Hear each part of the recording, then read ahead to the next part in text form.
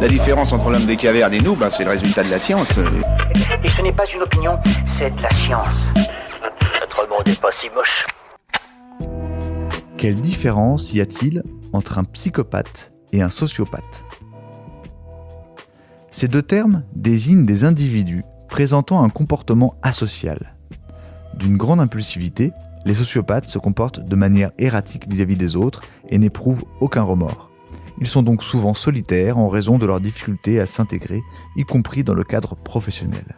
Les psychopathes, eux, sont incapables de ressentir des émotions, mais ils cernent celles d'autrui et peuvent simuler.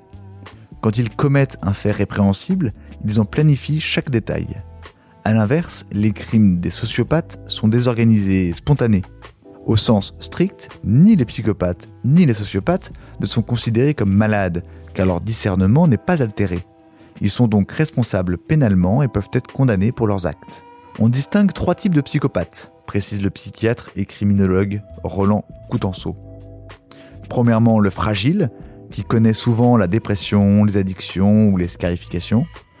Deuxièmement, l'égosyntone, qui n'a pas de fragilité particulière et que l'on peut qualifier de psychopathe adapté. Et troisièmement, le psychopathe hors norme, qui a un ego surdimensionné avec une propension à la paranoïa ou à la mégalomanie.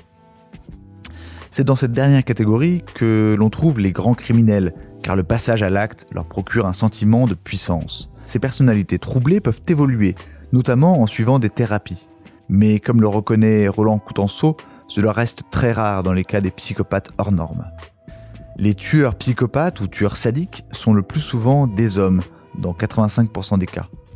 73 à 84% sont de type caucasien et 60 d'entre eux ont moins de 30 ans au moment de leur premier crime. Tous partagent les mêmes caractéristiques psychologiques.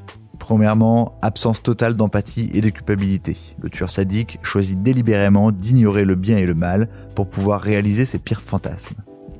Deuxièmement, il est organisé et calculateur. C'est aussi un acteur accompli qui peut apprendre à simuler les émotions en regardant les autres. Parce qu'il ne tue ni par idéologie ni par appât du gain, il s'avère très difficile à pister. Il choisit des victimes sans lien entre elles, jouissant de les voir souffrir et de les dominer. Et troisièmement, un sentiment de toute puissance. Le sentiment de toute puissance, lors du passage à l'acte meurtrier, est alors si grisant qu'il provoque une addiction. Voilà. Il ne reste plus qu'à vous remercier de votre attention. Au revoir.